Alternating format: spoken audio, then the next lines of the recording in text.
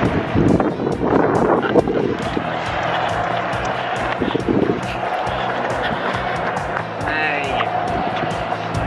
this is ridiculous.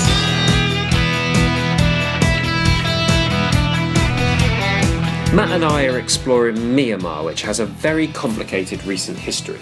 One example is that a lot of people still call it Burma. The ruling military government renamed it in 1989, but there's a lot of international contention as to whether they're a legitimate government and therefore whether they can legitimately rename something if they're not legitimately in charge. We visited 6 months after Aung San Suu Kyi was elected Prime Minister in their first democratic election since military rule, so the whole country wasn't quite as touristic as some we visited. It's 4:30 in the morning and we're awake again! Morning. Bagan, Myanmar, allegedly up to 4,000 temples we're going to go explore.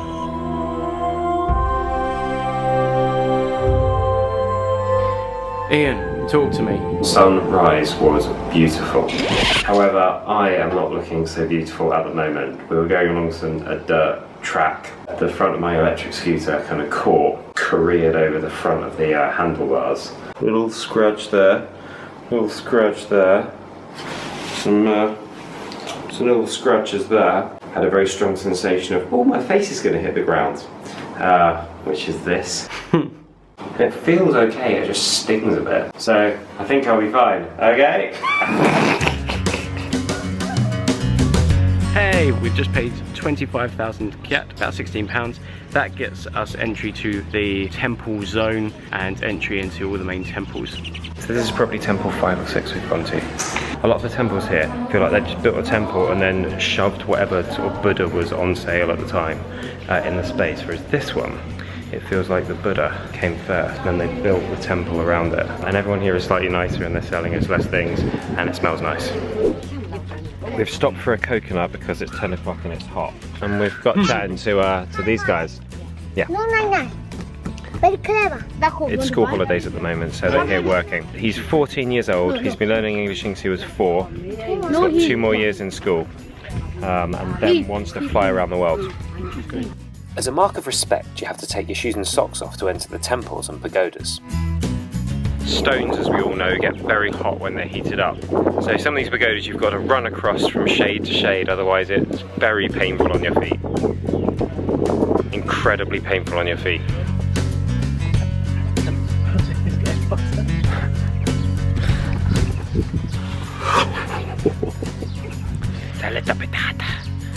Let's move on, shall we?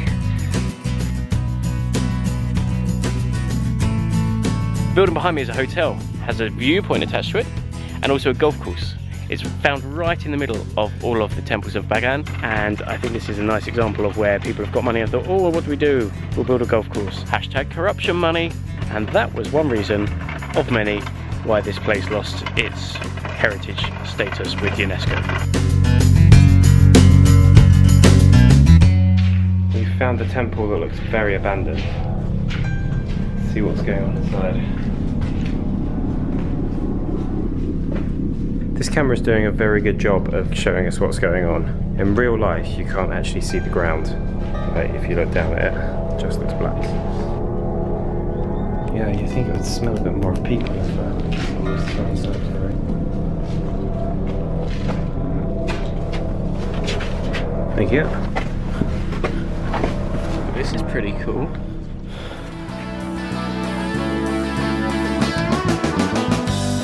Mayangji Temple is where we're at now, number 771, and it is the largest temple in Bagan. It definitely feels a lot bigger than the other temples we've been in, and just it goes up. With my eyes, I can't actually see where the ceiling is above me. There's a distinct smell of bird poo around here. You can see a lot of birds and see a lot of nests. You feel like you're indoors and you've got your shoes and socks off, but it's very outdoors. Good words, Ian. We're only in there for about 5 minutes, but just this all-encompassing, just this warm bird poo smell. Just, I feel like I've got diseases.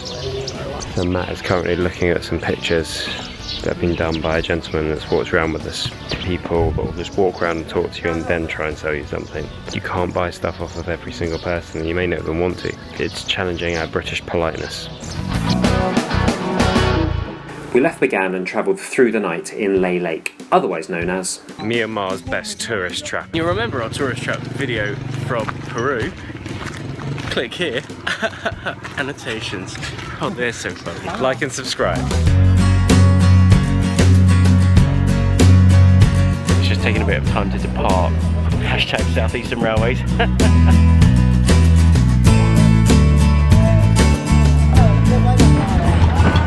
The engine's being turned on!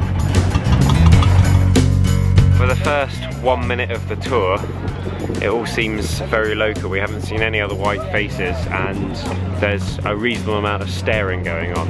All friendly, I think, but surprised at what they're seeing with their white faces and pointy noses. We're here around the area of Inle Lake, and it's the low season at the moment for tourism, and it's also the drier season. The water level is extremely low. We're pretty much just skimming along in a puddle right here. Any of the boats that are going past can only get their propeller practically half in the water, so everywhere along the river counts as a splash zone. We've come out onto the lake and we've had a gentleman stand on one leg, and now he's asking for money. I have a feeling that's the way today is going to go.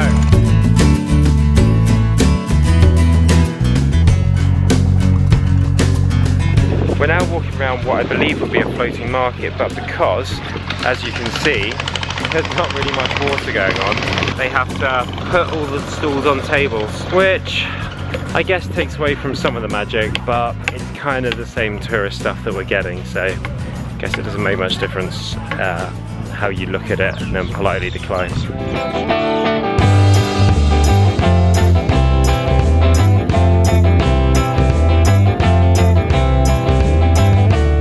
We've been taken to a beautiful clearing, which one would imagine is underwater for a lot of the year, and apparently there's monkeys if you say hello to them. Hello, monkey. Hello, monkey.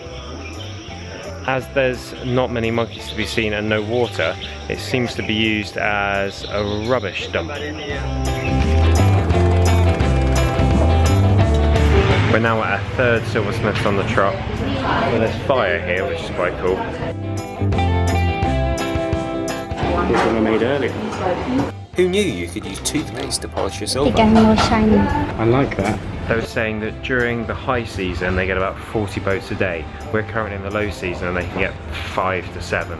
But they all seem to be expanding. Let's reach a tourism tipping point where they've got enough money that they're properly investing in infrastructure. However, the lake levels are getting lower and lower due to using the water from it for irrigation and other means. Potentially, the popularity of the area is destroying the natural beauty of the area, which is why people come. So they're building quite a big tourist infrastructure that's then going to collapse under its own weight. Hopefully not.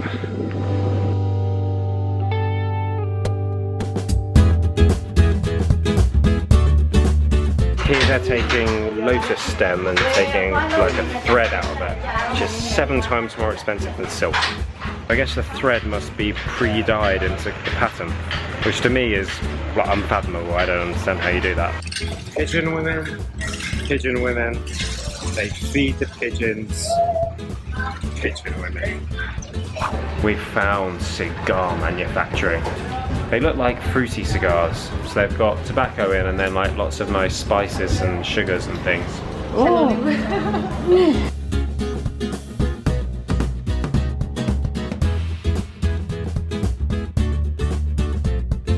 Apparently each person can make 500 in one day.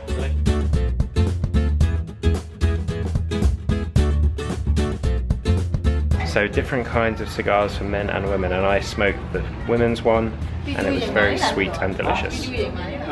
After Inle Lake, we got to go on my favourite form of transport, trains! It's currently 5 o'clock in the morning and we're queuing up to get tickets to Naypyidaw, the capital of Myanmar.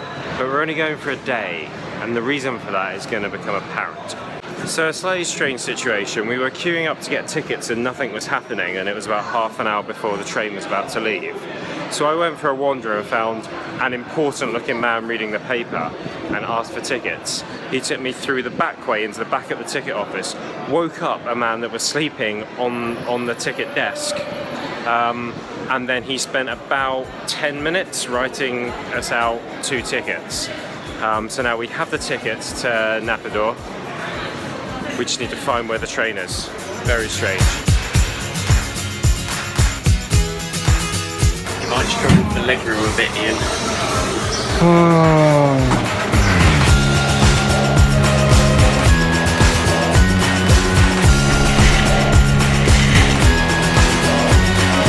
Most of the journey was what we were used to. Friendly people, littering everywhere, and lots of dusty little towns. That all changed when we got to the capital.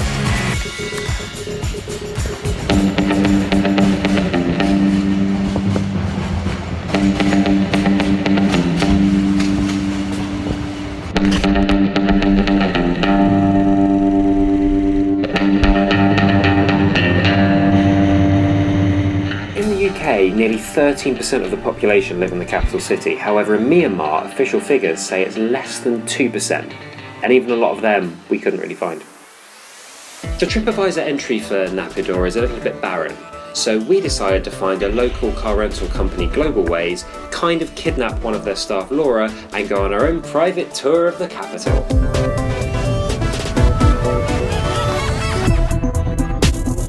This is the National Sports Complex. It's completely sealed off for security reasons, so we can't go in. Hosted the Southeast Asia Games. Don't know what year, but it hosted them. We stopped by the main motorway of the city to try a bit of car spotting. This is also one of the most dangerous roads in the country. People die daily, apparently. I've just been standing here like idiots taking pictures in the middle of the roundabout, and almost every group of people that come along give us a little hoot and maybe a wave. It's really lovely. Hello. This is the main government building, right? We're not allowed to cross this line here. Yeah, so this is where all the government happens. Okay, that made no sense whatsoever. I was a little bit nervous talking in front of the guards, but this place is the equivalent of the Palace of Westminster in London. About 100 metres down from the main government building, and this is the road that leads up to it, and it is 8 lanes in each direction, 8 lanes.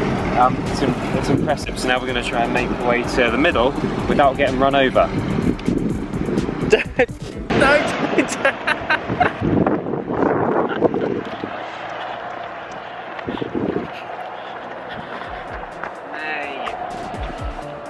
This is ridiculous. Genuine rush hour. It's about 5 o'clock in the evening. Where are all the cars? Not everywhere is quite so abandoned. Hey, we're in Inle, Just on sort of the edge of the capital, I guess more traditional restaurants and businesses. actual useful places. Yeah, where you can get food and get stuff fixed. With Laura, Zia, driver, and Matt's here as well, but we don't want to focus on him. And we are. Enjoying the sugarcane. We're having some sugarcane juice, and we've got noodles and a variety of like rib and tofu, and we're sitting in a market where all the kind of like business people and local people come to have their dinner. So we're at the fountain park in Naypyidaw. Artificial waterfall. Of all the waterfalls that we visited on our travels, this is one of the silliest. It's one of the oddest waterfalls. We're going to go behind it now because it's built so you can.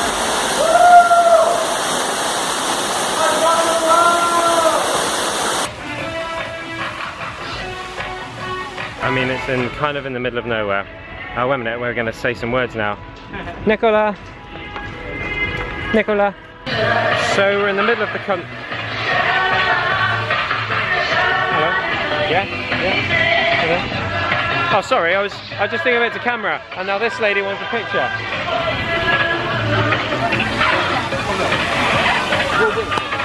Oh. We're kind of in the middle of the country. There's not necessarily a lot of water around as we've seen, and so they've built this massive fountain park in the middle of the city, and then they're pumping Western music into it.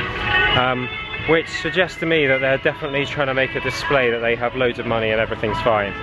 Which, if you're here, everyone seems happy and affluent, and why not? It's a place for the locals to go. You have to pay to get in here. You have to pay to go in the swimming pools, but it does seem quite nice. Just before you continue watching, I should point out that me and Matt hadn't slept properly in about a week by this point, and the cracks in our normally flawless banter were beginning to show. Did someone say elephant sanctuary? It's not a sanctuary, is it? And now from one white elephant to another. Wait, but the fountain's white. What? I get it. I don't know. Here are some white elephants. White elephants used to be owned by any kind of like ruling emperor or king. Anytime white elephant was found, it would be given to the current ruler at the time. And now they're owned by the government to show how important they are. They all just look a bit tired, don't they?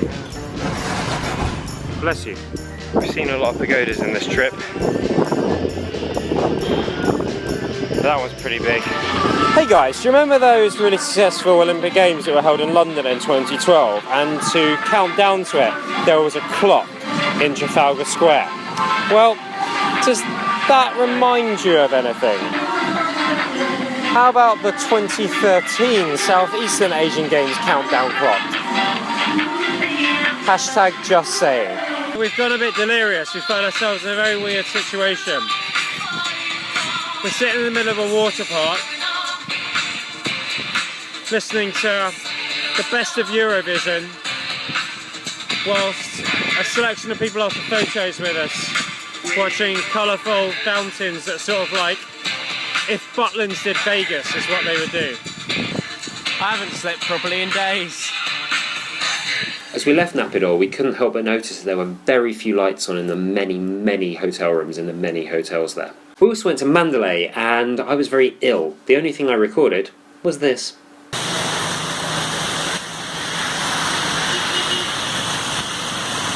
We're in Mandalay! It's a little bit wet. It's raining.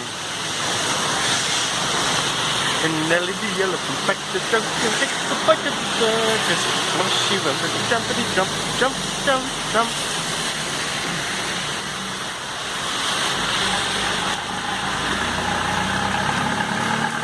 The head of the herd was calling far, far away. They met one night in the silver light and the road to Mandalay. So that's it for our trip through Myanmar. I imagine that's going to look quite different in 5 years' time. To find out what Matt thought, there's a link to his blog in the description down below, and don't forget to subscribe because it makes me happy. And join us for our next video. We take a really quick trip through Malaysia. Ciao for now.